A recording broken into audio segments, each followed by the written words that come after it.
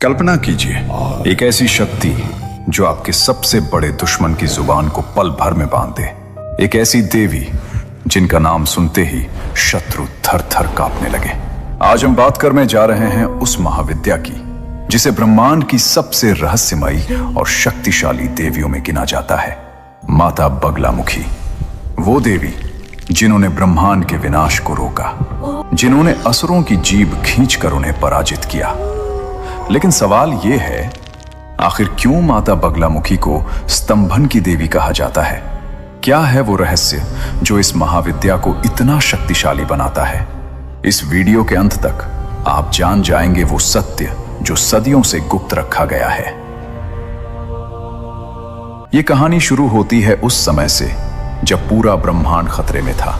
सतयुग के अंतिम काल में एक भयंकर तूफान उठा। ये कोई साधारण तूफान नहीं था, ये था ब्रह्मांडीय प्रलय का आरंभ। आकाश में घने काले बादल छा गए, बिजली की भयानक कड़क गूंजने लगी, हर तरफ अंधकार फैल गया। हवाएं इतनी तेज चलने लगी कि पर्वत हिलने लगे, समुद्र की लहरें आकाश को छूने लगी। देवता घबरा गए, इंद्र के सिंहासन तक कांपने लगे, स्वर्गलोक में हलचल मच गई। ऋषि मुनि भयभीत हो गए। ये तूफान रुकने का नाम ही नहीं ले रहा था। हर पल, हर क्षण लग रहा था जैसे पूरी सृष्टि का अंत होने वाला है। देवताओं ने भगवान विष्णु से प्रार्थना की। विष्णु भगवान ने अपनी दिव्य दृष्टि से देखा, लेकिन यह तूफान उनसे भी नियंत्रित नहीं हो रहा था। तब भगवान विष्णु ने कहा, यह कोई साधारण प्राकृतिक आपदा नहीं है। किसी ने जानबूझकर ब्रह्मांड को नष्ट करने के लिए इस तूफान को भेजा है। इसे रोकने के लिए हमें आदि शक्ति की शरण में जाना होगा। सभी देवता समझ गए कि अब केवल महाशक्ति ही इस प्रलय को रोक सकती हैं। देवतागण पृथ्वी लोक पर उतरे। उन्होंने एक पवित्र सरोवर के किनारे तपस्या करने का निर्णय लिया। ये था सत्यकाम सरोवर। सभी देवता, इंद्र, अग्नि, वरुण, वायु, सब ने मिलकर आदि शक्ति का ध्यान करना शुरू किया। दिन बीतते गए, रातें बीतती गईं, लेकिन तपस्या नहीं टूटी। चारों तरफ तूफान का तांडव जारी था, लेकिन देवता अडिग बैठे रहे। उनके मन में बस एक ही प्रार्थना थी, हे माता कृपा करो। और फिर आया वो दिव्य क्षण। वैशाख शुक्ल चतुर्दशी का दिन, आधी रात का समय था। सरोवर का जल अचानक शांत हो गया। हवाएं थम गई, बिजली की कड़क रुक गई, सब कुछ एकदम स्तब्ध हो गया। और तभी सरोवर के बीच से एक अद्भुत पीली ज्योति प्रकट हुई। वो ज्योति इतनी तेजस्वी थी कि पूरा आकाश सुनहरे प्रकाश से भर गया। देवताओं ने आंखें खोली और देखा, सरोवर के जल से धीरे धीरे एक दिव्य स्वरूप उभर रहा था। वो थी माता बगलामुखी। उनका पूरा शरीर स्वर्णिम पीले रंग से चमक रहा था। उनके सिर पर दिव्य मुकुट था, गले में स्वर्ण आभूषण, पीतांबर वस्त्र धारण किए हुए। उनके एक हाथ में गदा थी, दूसरे हाथ से वे किसी दैत्य की जीभ पकड़े हुए थीं। उनकी आंखों में अद्भुत तेज था। उनका चेहरा शांत था, लेकिन उनके तेज से असुर भी कांप जाएं। देवताओं ने झुककर प्रणाम किया। माता ने अपनी दिव्य दृष्टि से सबको देखा, और उस एक दृष्टि मात्र से वो भयंकर तूफान धीरे धीरे शांत होने लगा। हवाएं रुक गईं, समुद्र शांत हो गया, आकाश साफ होने लगा। प्रलय टल गया था। लेकिन रुकिए, क्या आपने सोचा कि यह तूफान आया कहां से था? सच तो यह है कि माता बगलामुखी का जन्म सिर्फ प्रलय रोकने के लिए नहीं हुआ था। असली कारण कुछ और था। वो तूफान किसी साधारण प्राकृतिक घटना का परिणाम नहीं था। उसे भेजा गया था एक भयानक दैत्य ने। उस दैत्य का नाम था मदनासुर। ये असुर इतना शक्तिशाली था कि उसने ब्रह्मदेव से वरदान प्राप्त कर लिया था, और वो वरदान था, कोई भी देवता या मनुष्य उसे शस्त्रों से नहीं मार सकता। उसकी वाणी में इतनी शक्ति थी कि वो केवल बोलकर अपने शब्दों से किसी को भी श्राप देकर नष्ट कर सकता था। उसने अपनी वाणी की शक्ति से ही यह प्रलयनकारी तूफान भेजा था। और अब सवाल ये था, जब कोई शस्त्र उसे छू भी नहीं सकता, तो माता बगलामुखी उसे कैसे हराएंगी? मदनासुर एक महापराक्रमी असुर था। उसने हजारों वर्षों तक कठोर तपस्या की थी। उसकी तपस्या से ब्रह्मदेव प्रसन्न हुए और प्रकट हो गए।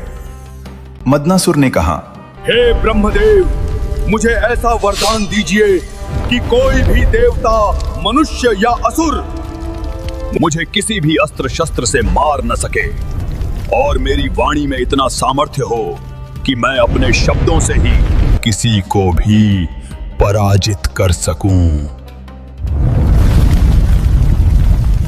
ब्रह्मदेव ने तथास्तु कहा और वरदान दे दिया।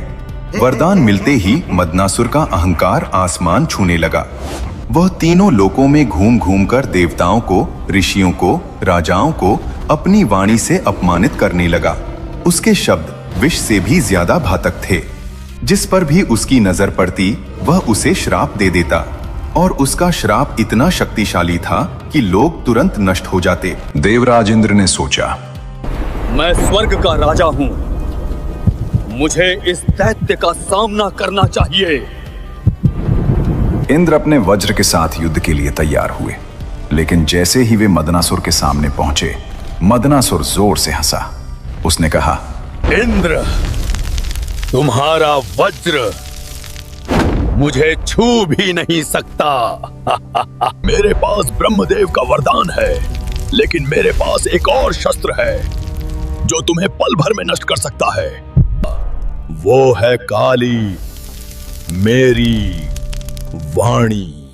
और मदनासुर ने अपना मुंह खोला, भयंकर शब्दों का ऑप्शनल करने के लिए। इंद्र समझ गए कि अगर उन्होंने उसके श्राप सुने तो वे खत्म हो जाएंगे। वे तुरंत पीछे हट गए। अग्निदेव ने कोशिश की, असफल रहे। वरुण देव ने कोशिश की, वे भी हार गए। कोई भी देवता मदनासुर का सामना नहीं कर पा रहा था, क्योंकि उसकी असली शक्ति उसकी जीभ में थी। देवताओं ने माता बगलामुखी से प्रार्थना की, हे माता, अगर आप हमारी रक्षा नहीं करेंगी तो हम किसकी शरण में जाएं? ये असुर हमें अपनी वाणी से ही नष्ट कर देगा। माता ने मुस्कुराते हुए कहा, जिसने वाणी से आतंक फैलाया है, उसकी वाणी को ही बांधना होगा। चलो, मैं उससे मिलती हूँ। माता बगलामुखी युद्ध भूमि की ओर बढ़ी। उनके पीछे पीछे सभी देवता चल रहे थे। उनके तेज से पूरा आकाश सुनहरा हो गया। मदनासुर अपने सिंहासन पर बैठा था। जब उसने माता को आते देखा तो वो ठहाके लगाकर हंसने लगा। क्या देवताओं ने अपनी रक्षा के लिए एक स्त्री को भेजा है? मैं इसे भी अपनी वाणी से भस्म कर दूंगा। माता बगलामुखी ने कुछ नहीं कहा। वे बस शांत खड़ी रहीं। उनकी आंखों में एक अजीब चमक थी। मदनासुर ने अपना मुंह खोला। उसकी जीभ से भयानक मंत्रों का उच्चारण शुरू हो गया। उसके शब्द जहर की तरह हवा में फैलने लगे। आकाश में काले बादल छा गए। बिजलियां चमकने लगी। लगा जैसे फिर से प्रलय आने वाला है। देवता दूर से देख रहे थे। उन्हें डर लग रहा था। अब क्या होगा, वे सोच रहे थे। लेकिन माता बगलामुखी बिल्कुल शांत खड़ी थी। उन्होंने अपनी आंखें बंद कर ली और अपनी दिव्य शक्ति को जागृत किया।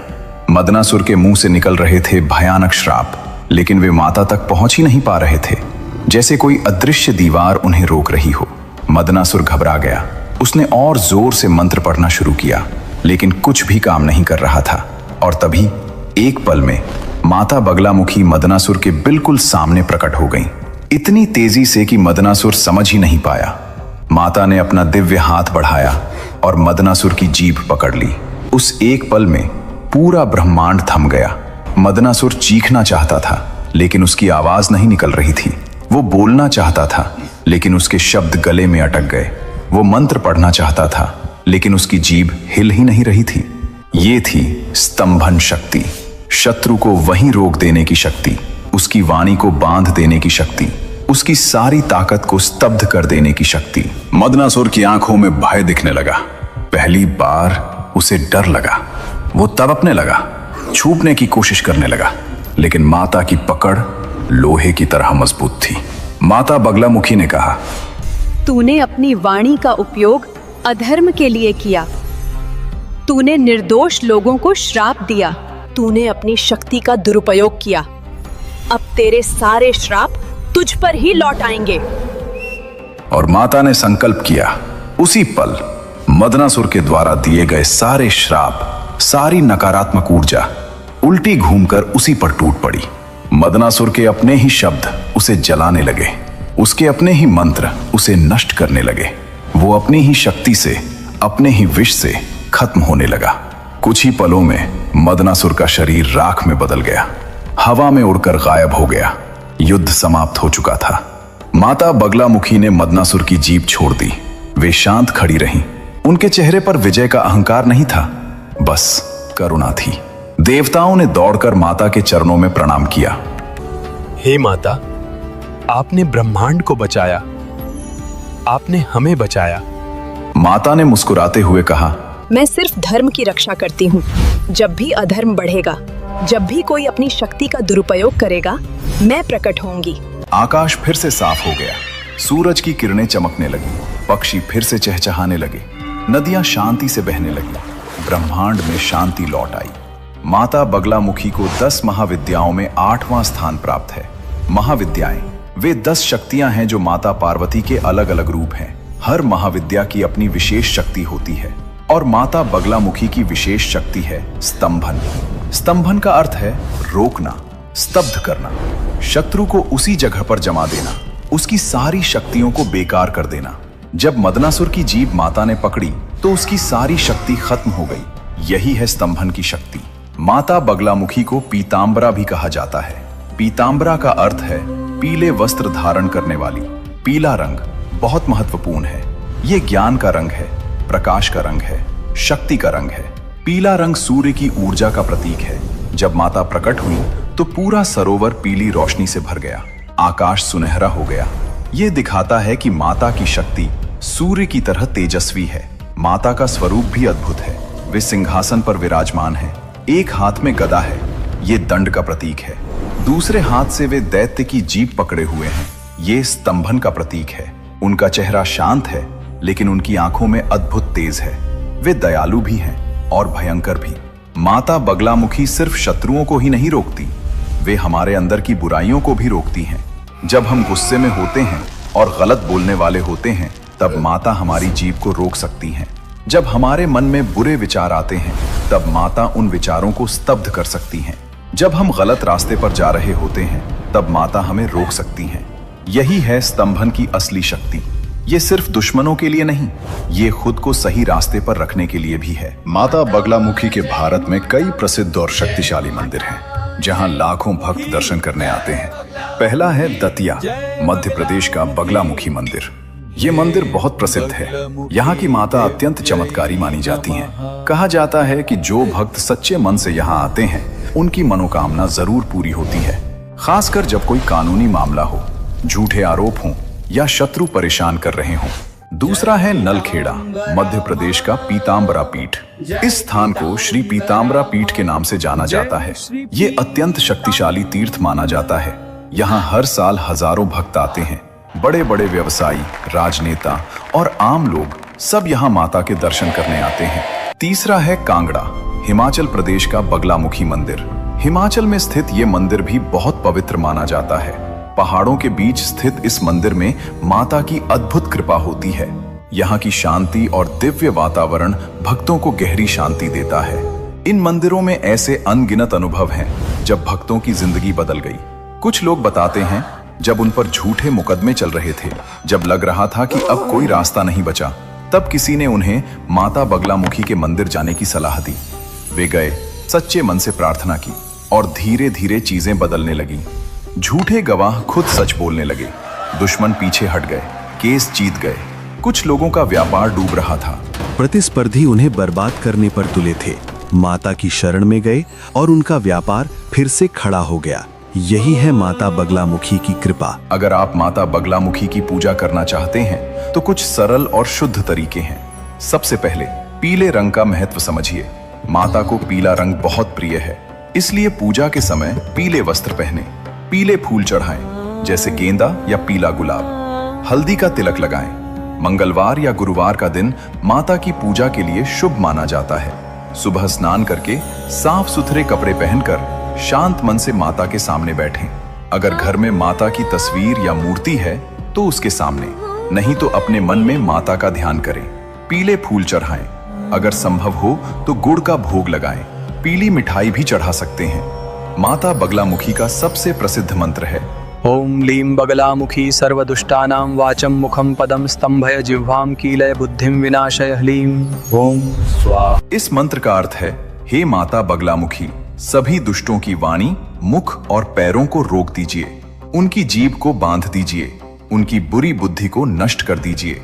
अगर यह मंत्र मुश्किल लगे तो सिर्फ ये भी बोल सकते हैं, ओम लीं बगलामुखी नमः। या बहुत सरल तरीका है, बस सच्चे मन से कहें, हे माता बगलामुखी, मेरी रक्षा करो, मेरे शत्रुओं को शांत करो, जो गलत है उसे रोको, मुझे सही रास्ता दिखाओ।